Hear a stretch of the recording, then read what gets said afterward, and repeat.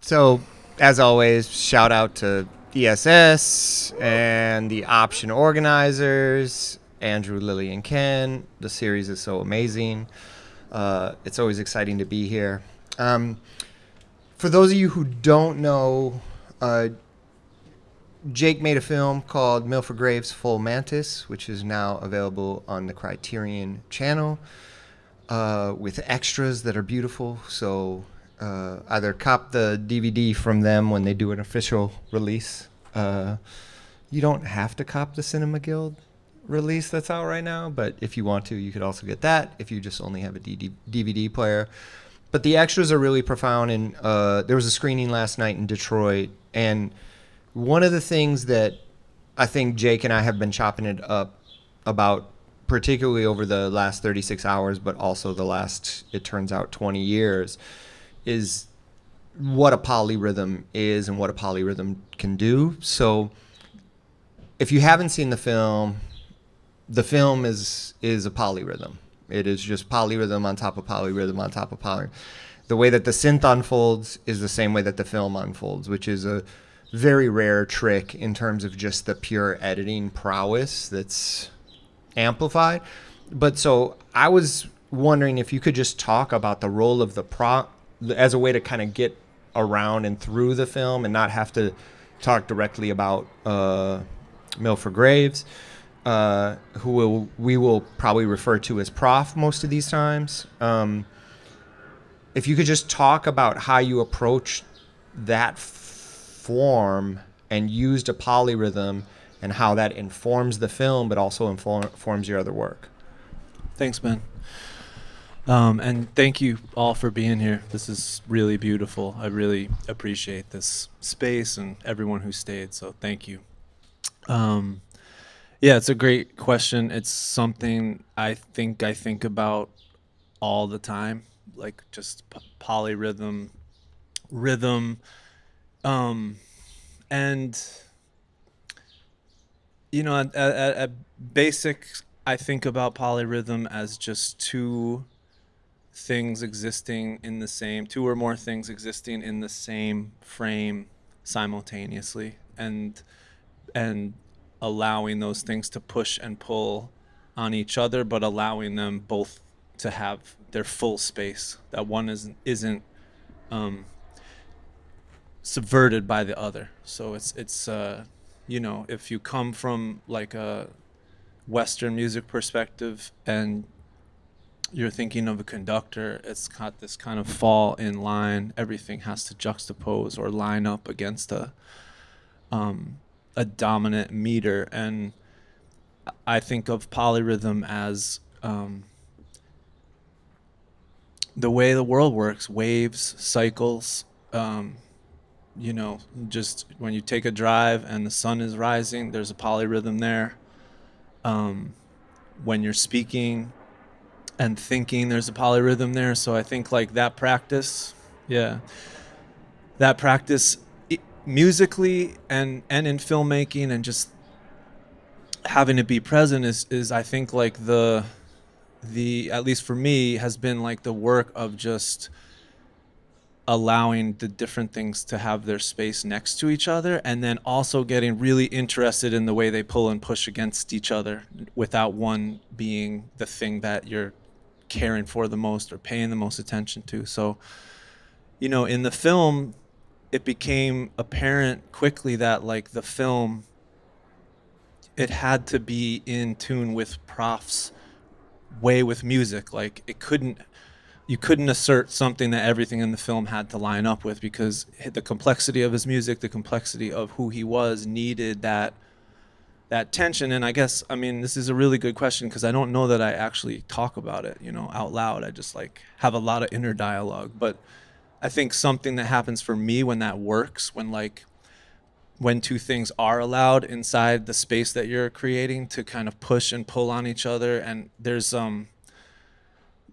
energy that comes from that, and then you take that energy, and it's almost like if you those things that sparkle, at a certain point, you know what I'm talking about? You push it and they spin, and it makes sparkles, and spinning and spinning and spinning and spinning.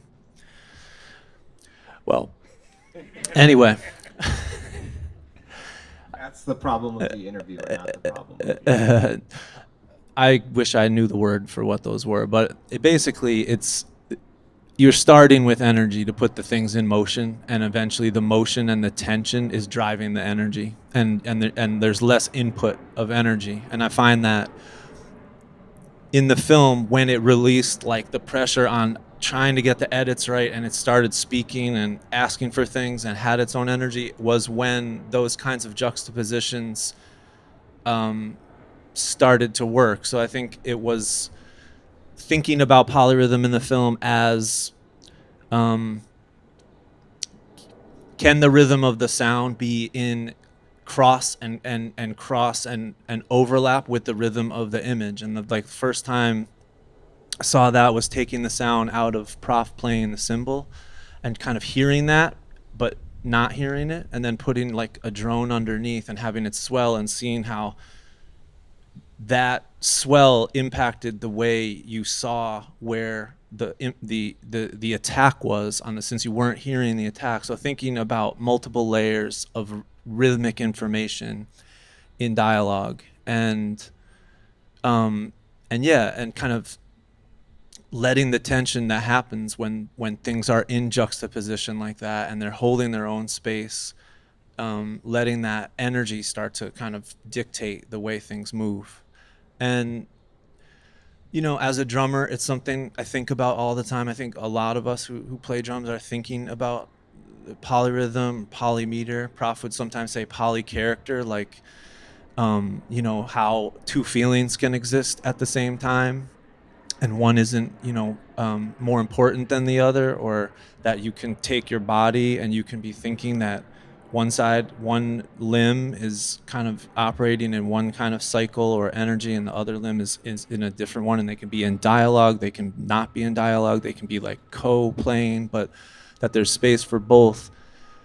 And then, you know, I started this project of putting together the modular synth over lockdown, and I think the thing that I got immediately, coming from doing electronic music with MPCs and samplers and being a DJ and computers, like the thing that jumped out right away was that like controlled voltage was operating directly with waves that have reflection and have different pacing, and that right away, like polyrhythm was innately there as opposed to a machine that had conformed to a tempo.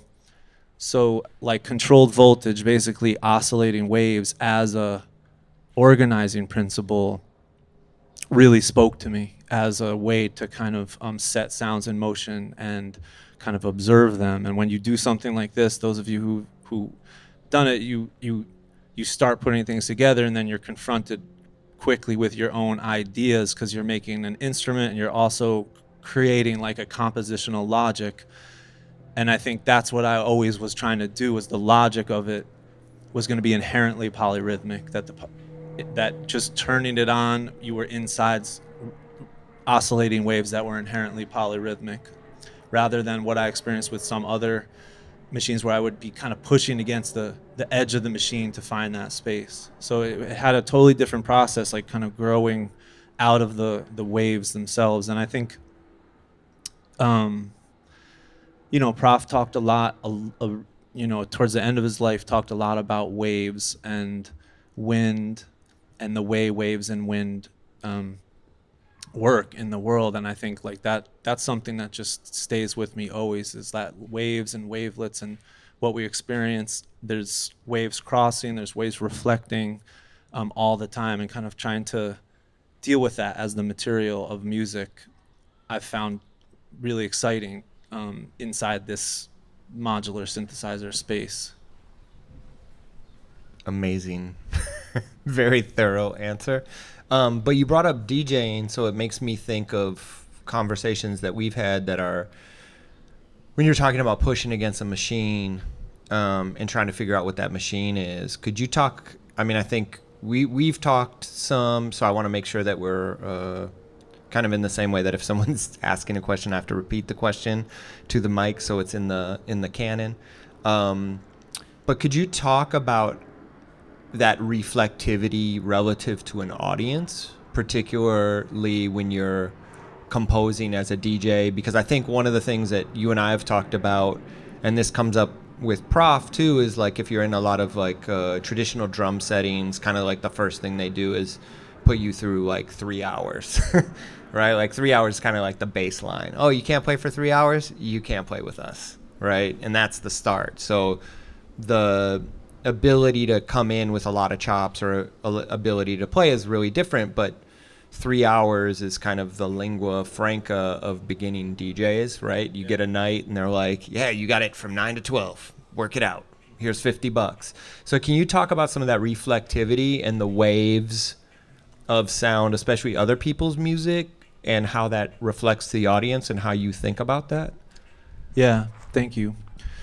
That's a good question I've been thinking about since we have been talking about it, but it's given me the opportunity to reflect more on, like, especially early times. And yeah, I mean, I was probably in junior high or early high school when I saw like a DJ just ignite a party, not like a technical scratching thing, but just like I just saw the person drop the right record at the right time and just watched like the room ignite with energy. And I wanted to figure out how do you do that? And then I tried to do it and I realized it's not easy to drop the right record at the right time. A lot of times people just look at you and, so it was something that it's with my whole history with music. Like, it's very early that I really was trying to work out how to DJ and really like how to make a party go crazy, and how to have that energy exchange inside a space where people are coming. They might not even be noticing where you are, but they're there to move, and kind of people that worked all week and they're just wanting to like open up and get out of the space that they came in, come in one way and leave differently. And the DJ is like so important to that. So and yeah, I think the thing that I've been thinking about as like applying DJing to the film and to this work is the way when you're a DJ, and that particular quality that great DJs who can read the room well have, where they, it doesn't matter if one person comes into the room or two, but they're immediately communicating with that energy that's in the room. I thought that film, I'm going to forget this really, I think, but I'll get back to that. But that kind of communication with a consciousness that's bigger than your own, meaning, if you take a request, that's a very like one-on-one conversation. It's like, can you play this? Yes, I can. That's like you and the person. But often what a DJ is doing is trying to tap into what other thing can I let into this room that's going to make this room start to vibrate and start to be different than it was when it started, and to build on that. And like Ben said, when you DJ at a club, which is what I came up doing, DJing at a large capacity club in Springfield, Massachusetts, where I'm from, it's 4-hour set. It's 10 to 2, basically. And the opening is, you're kind of alone for a while. That's another thing that's kind of cool. You just get to be alone, and it's like the empty space, and you're thinking maybe no one, and then all of a sudden it starts to happen. But in that space, like trying to tap into what vibration is happening. And often it's not what you came prepared to do. Like if you pull a bunch of records, it might be that random one that you pulled that's the right one at the right time. And I do think one really special thing about DJing is you could give the same 5 tracks to 5 DJs and you would actually hear that music differently. There's something going on with the timing and the energy and the way that music travels through someone when it's offered that way that makes it land differently. So it's really about that tuning process with the room. And yeah, I think about like music as a spiritual endeavor, and I think that is spirituality, like being in conversation with being in the presence or in conversation, or being in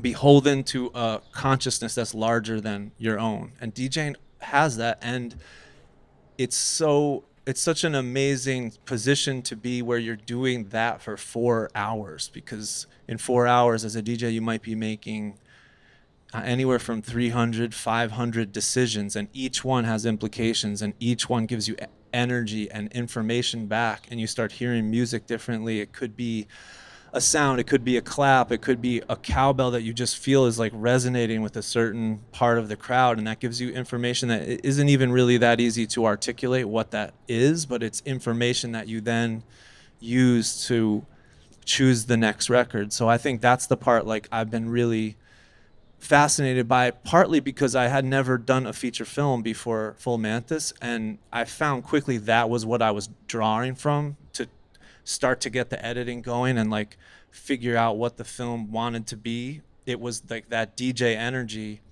of make a decision, listen back to what's happening, and make another decision, listen back to what's happening, and do that over and over again. And then hopefully you only have to do it by will a couple of times, and then it starts to be like the crowd starts to tell you where it wants to go, and then you become in a position where you're just following the energy. And to me, the only time that ever works DJing or with film or with music is when that happens. You know, that it takes an idea or a starting point and some decision making that could be willful, and then some, you know, if you're lucky, something else comes into the room and starts to ask for what it wants, and you just start to do what it wants, and then you just become part of the circuit of energy that's happening. So yeah, I think, you know, I feel really lucky that I had that experience to draw from. And I think with the modular too, it has to do with just choosing when things end. I think we talked about this, but DJing is really special in that you have a little bit of distance. There's a time to like reflect on what you did, even though it's brief. But I think you can apply that in microseconds if you're playing an instrument also. But it's very informative and I guess, you know, foundational for me, really. So you mentioned like a kind of tuning system with the room, and when you were talking about synth in the first answer, you talked about like the observational practice. Do you have tuning practices or prompts that you use for that to get into a space of kind of, I would say, rather than strictly improvisational, like the intuitive nature of these responses or these response mechanisms that you're producing that are then regenerating things inside of music or film or drums? Yeah, I think I'll speak to like just even today and electronic music first. I think that's given me a new, touring with this and touring with electronic music kind of opened up a new way of tuning, in that working with sine waves, which is a big primary part of the material I work with. You really have the ability to comb and explore the frequency range of a space, meaning how the space talks back to you. By that I mean like resonates. So if you tour with electronic music, you have to, your first like duo is with the PA.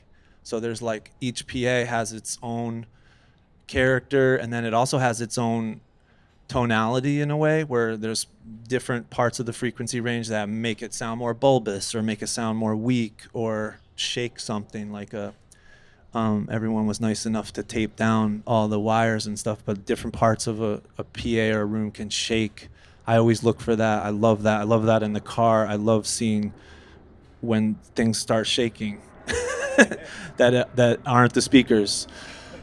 So it gives you the opportunity to, like, when you can do a sound check like we did today, which was really great, to be able to have a nice considerable amount of time to sound check. Like, the first thing I try to do is make the PA like another performer or another instrument by exploring it, noting in my own mind like places in the frequency range where it feels strong, or where it just does something interesting, or like maybe even like starts to break down a little bit. And then also, if I have time, to really explore the resonance of the space. And that's been my practice, because I feel like if I get enough time to do that, I can find places in the space, tonal places in the space, where I'm going to be causing resonant vibration, which is essentially a little bit like I was talking about with the unnamed children's toy that you can email me. I'll look it up what it is. Spinning sparkly thing. that spins on its own after you pump it a couple times. Someone tell me. Oh, I know what you're talking about. Yeah. Yeah, this thing. That's what I'm talking Yeah, about. yeah. Yeah. I think I had one that went like this. Yeah, they have a little flint. Yeah. Flint. Spinning flint. Yeah, sure. So resonance, for those of you who don't know, it's a physical property of sound, where when the wavelets of the sound and the space that the sound is reflecting in line up geometrically, where the waves reinforce themselves. So it's like if you're in the bathtub and you are tapping and making a wave, they're going to come back off the other end of the bathtub and they're going to be bigger on their own. So it's like the flint, in that more energy comes from the reflection than, that you don't have to input any more energy and you get more amplitude. So it's kind of like a evocative property of the space, that I could be playing one sound, and over here erupting is a wave node that's more bassy, more volume, and over here you have a spot that's kind of dead. So I try to explore a little bit and find some basic nodes of a space. This space was really simple because it's square, so you have like really like rectangular space. And then once I have that, I can kind of imagine that when I offer that sound and take it away, that the space has now been activated too, because those, wherever you're sitting, if a resonant node is activated, that's also happening for you all the time, just because of where you're sitting. So any sound that happens is going to be those frequencies are going to be louder for you depending on where you're sitting. So I guess like thinking of the physical space, thinking of being in dialogue with the space itself, and taking the time to kind of start that way and explore like where that's going. Prof would talk about taking the room tone, and I've seen him do this, dozens and dozens of times, where he'll sit down, close his eyes and listen, and he waits, as he's told me, waits till he feels something speak to him and then speak back.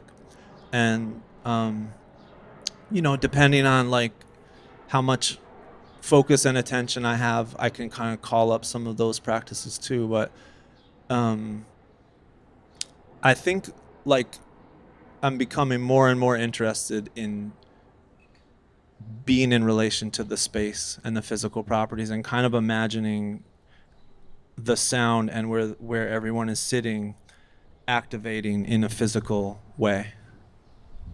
Amazing. That seems like we covered a tremendous amount of material in that short amount of time. Are there questions?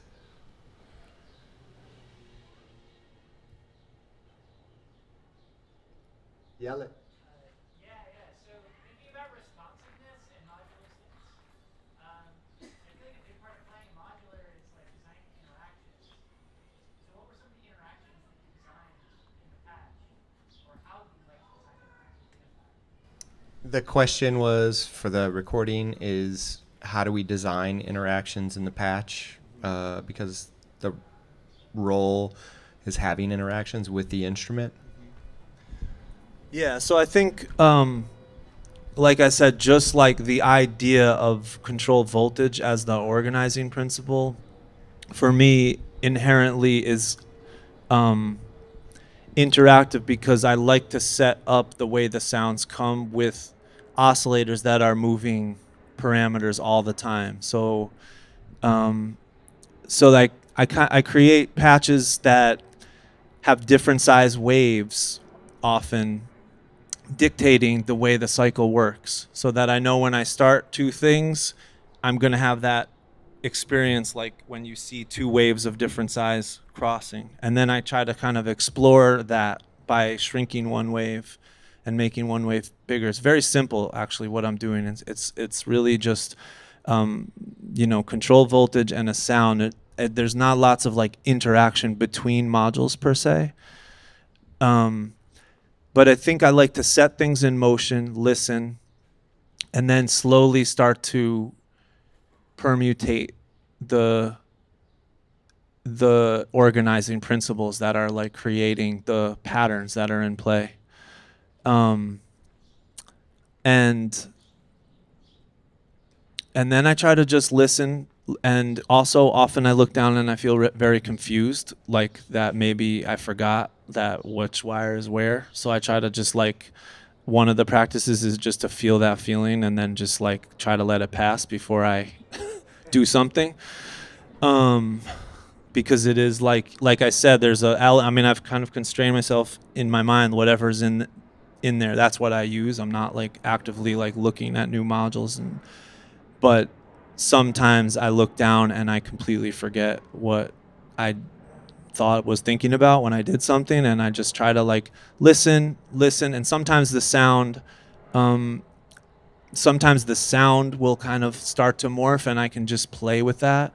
And then sometimes I pull a cable out and it's completely embarrassing and I have to just use that and kind of move forward. But I think like, yeah, the interactivity, I mean, not to get too esoteric, but it is like, the interactivity is also between me and the instrument, meaning like I have an instrument that also represents a lot of the ways that I think about music creating, and then I have to confront that, and sometimes it like bites me in the ass, and then other times it feels really in tune. So it's this process of like confronting your own instincts in a live situation and in an improvisational situation.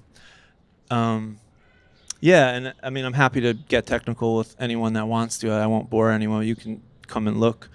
But I'd say what I'm doing is pretty simple also. Just waves, opening, closing, conflicting with each other, making friends with each other. Off button.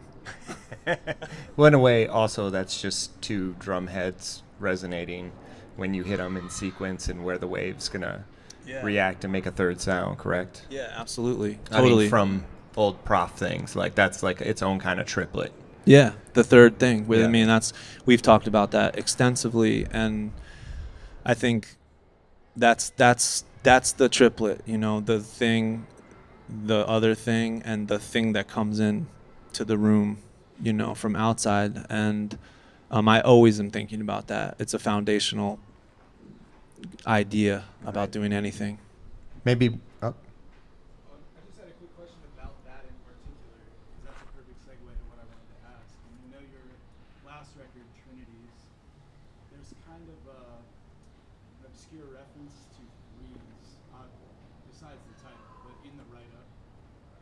You know, I was just curious, as a drummer, is that groups of threes, is that triplet, is that the more abstract notion of triplets that you were just referring to? I just wondered if you could elaborate on that. It's okay if you don't want to and you want to retain the mystery about what that record is supposed to be. I'm curious personally. Yeah, no, thank you. There's, just to repeat the question, yeah. There's an elaboration, a request for elaboration on triplets from your last album. Yeah. Threes in general. Threes. Threes in general. Yeah, thank you for that question. And I think it's both, you know. On the so Prof was talking about it both ways also, and I mean the metaphorical ways, or the I mean I hesitate to use that word metaphor or mystery, but I think it's very real also that like numbers have a quality, you know, like a qualitative element. So there is just the fact that camera is on a tripod, and that's a stronger structure than a monopod or a duopod. That's a triplet, really. And it's also like, it's like the threeness of that structure that's like, I think about that too. So it's not really like a mystery, but you know, metrically or technically, what controlled voltage allowed me to do was, and it's also what I think about when I'm drumming, is get down to the level of that threeness as a basic organizing principle that everything grows from. And part of that has to do with getting outside of Western music notation, in which I'm partly trained, where, you know, three is the other thing. It's like everything on the bottom is four, triplets, are extra. So it's like the duple is when you reduce and reduce and reduce, you're often reducing normally to a duple. And of course there's ways around that in notation, but like just inherently in the system, things like dotted notes and triplets written are kind of to get outside of what naturally that system is made to do. So and often, you can do things with samplers and sequencers that reduce things down to a 3, but controlled voltage really gives you both, because you're just dealing with waves. So if you're setting up a system where at the basic level of what's triggering things is 3, and it has that quality of 3-ness, then at least for me, drawing from that, I'm kind of like able to make music that sounds more exciting to me, because when it gets reduced down to the basic level of what the oscillator's doing, where it's accenting, it's going to be in a triplet. And then with that, thinking about those things that are 3 as a quality, and seeing if the music can be that too, meaning you might not necessarily be able to find a triplet, but it's structurally the integrity of it is going to be based on that strength. Prof would talk about it as the lowest, most generative way of organizing rhythm. That, you get lower than that, it falls apart. And that's, you can have 5s and 7s and 11s, but 3 is where is the lowest, most generative. And you can see that in 3-ness, in the tripod, and also like what we're talking about, like there's Ben and there's me, and then there's Ben and me. That's like a 3. That's got a 3-ness quality, to me it's like a fascinating thing to think about every time I try to set rhythm in motion. Is that underneath somewhere there's a structure that looks like that, rather than like this. One more? Yeah, I was wondering, so your modular system could just make a bunch of stuff happen. That'd be one thing in mind. I was wondering if you could talk a little bit about making drama happen, or story happen, or a beginning, middle, end happen through your performance.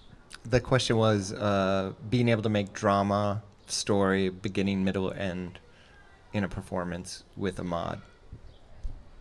I think about this with all music, not just the modular, but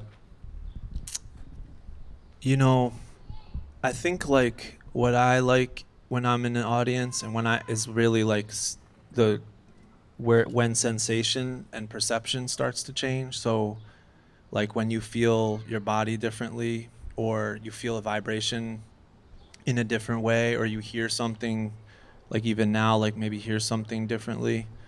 So, I think like in a way, I don't think about drama in a typical sense of like a narrative arc or a hero's journey or anything like that, but more like a deeper story or something, like the like patterns, basically, like in a drama, how feeling really sad about something or feeling really happy about something, each of those things has like a pattern in your body. Like I think I'm interested in like getting at those patterns of response and perception, rather than like a story that necessarily has a narrative, but like still thinking in the terms of like a story, but maybe a body story, or like that one tone can happen. It's changing your body as it hits, and it's creating a pattern, and that might for one person bring up one feeling or two feelings, and for another person it might be totally different. But that whatever that neurological body pattern is kind of like, that's what I'm responding to in myself. I'm kind of like tracking when something makes me feel like I need to get out of the way of a train, and then when something makes me feel like I want to relax and talk and hang out, and try to play with that. Like that was another big lesson from Prof, was just, he would say basic musicality is just, if you've been doing something and your parasympathetic nervous system has been activated for a while, think a little bit and then think maybe it's time to activate your sympathetic nervous system. And if you've been doing that for a while, go back. And that has that wavelet quality too, but that's what he would say with basic musicality. And I think about that all the time. So I tried to do that with the movie too. So I think the movie can kind of be analyzed through a lot of these musical concepts. Like if you watch the movie and you think about like a scene that's making you feel that feeling of some, has a sharp attack, it's, you feel a little bit of sympathetic nervous system response. I usually was trying to, with the next scene, bring in a parasympathetic response and then sit with that for a while and then go back. And I try to do the same thing with music to not always successfully, but I think that interplay in the nervous system, the body response is what I'm really interested in myself. And I think in a certain sense, the modular does create not the same distance as a DJ, but it has that make a decision and reflect on it. And I do try to like track, like, am I breathing in a way that my sympathetic nervous system is? And then maybe I want to go further in that direction and kind of jack that up a little bit and then release. But that kind of wave of the peak and trough is what I'm thinking about. One quick one. This is very similar to what I was going to ask. You were talking about Western music and you're doing polyrhythms now. They're not being congruent. But when you talk about emotional message in a piece and how you're going to deliver that, when you're setting up your synth, do you wire it up where you say, okay, this is going to be majestic, this is going to be sad or whatever? When you're familiar with how your synth works, is that something that as you're setting it up, are you thinking this will be a sad sound, this will be a majestic sound? Do you actually choreograph your synthesizer to be able to communicate that? The question was, are you setting up thematic goals, if I could be reductive, for desired outcomes on the synth? No. All right, thanks everybody. Jake has some wonderful LPs upstairs. Thanks for the question. I think the way I think about that is like that what I'm trying to set up is something that's growing out of the situation and growing in kind of a way that where it's claiming its own space. So just like, you could look at a tree and feel like really deeply sad about something, or look at a tree and feel really ecstatic and happy, or you could look at that same tree another day and feel a feeling of mystery or magic. I'm trying to set things up that feel like I'm not saying I'm successful at that per se, but I think that's like what I aspire to, is that what it is its own thing. And if I'm feeling, when I'm feeling a nervous feeling, or if I'm feeling like an evocative feeling, that's me. That's just what's in me. It's not that. So in that sense, I'm what I'm trying to create is something that comes out and kind of claims its own space as a thing. Beautiful. Thanks to ESS, thanks to the option organizers, and thanks to Jake, who does have LPs upstairs. Yeah, thank you so much. I really appreciate you being here and the questions. And thank you, Ben. And thank you, Ken, and ESS, and Andrew, and everyone who helped out. It's been really great. Thanks.